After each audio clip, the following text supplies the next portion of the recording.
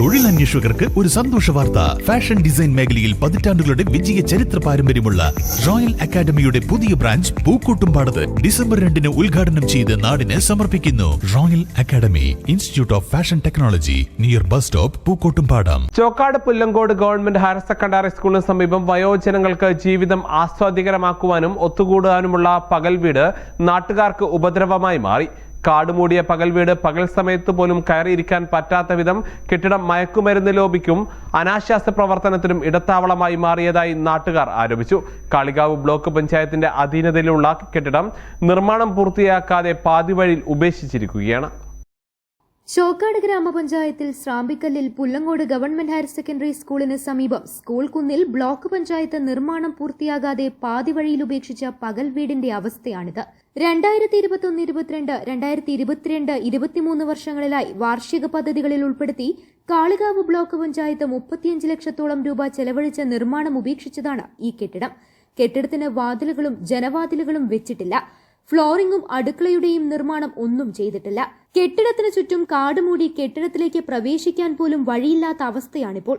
പകലെന്നോ രാത്രിയെന്നോ വ്യത്യാസമില്ലാതെ സാമൂഹ്യവിരുദ്ധരുടെയും മയക്കുമരുന്ന് ലോബിയുടെയും താവളമായി മാറിയിരിക്കുകയാണിവിടം. പണി പൂർത്തിയാക്കി നാട്ടുകാർക്ക് തുറന്നുകൊടുക്കണമെന്ന് വാർഡ് മെമ്പർ ടി ഷറഫുദ്ദീൻ പറഞ്ഞു.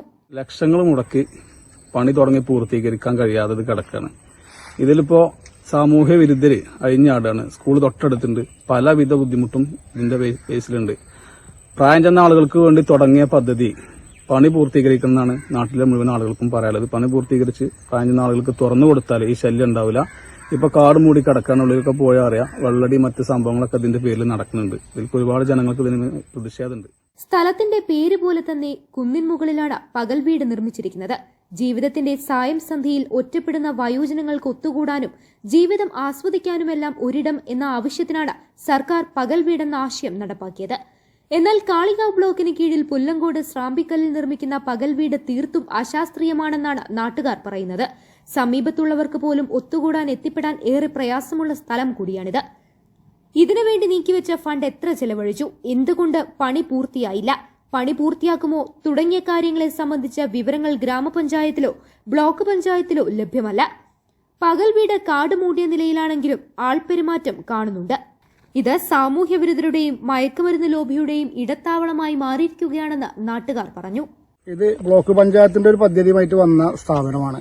പകൽ വീട് എന്നുള്ള ഒരു ഉദ്ദേശത്തോടു കൂടിയിട്ട് ഇത് കൊണ്ടുവന്നതാണ്. പക്ഷേ ഇത് ഇപ്പോൾ ജനങ്ങൾക്ക് വളരെയധികം പ്രയാസം ഉണ്ടാക്കുന്ന രീതിയിലാണ് ഇപ്പോൾ ഈ ബിൽഡിംഗ് നിൽക്കുന്നത്. ഇതിലിപ്പോൾ സാമൂഹ്യദ്രോഹികളുടെ കള്ള് കഞ്ചാവ് പോലത്തെ ആളുകൾ ഉപയോഗിക്കാൻ വേണ്ടി മാത്രം ഒരു മറയായിട്ട് ഉപയോഗിക്കുന്ന സ്ഥാപനമായി ഇത് മാറിയിട്ടുണ്ട്. ഈ പരിസരവാസികൾക്ക് ഇതുകൊണ്ട് വളരെയധികം പ്രയാസങ്ങൾ സൃഷ്ടിക്കപ്പെടുന്നുണ്ട്. ഇത് എത്രയും പെട്ടെന്ന് പണി പൂർത്തീകരിച്ച് ഇതിന്റെ ഉദ്ദേശ ലക്ഷ്യത്തിലേക്ക് എത്തിക്കണം എന്നുള്ളതാണ് നാട്ടുകാരിൽ നിന്ന്. News bureau, Chokkad. Teddy Baby Diaper and Pants made for Indian baby body type.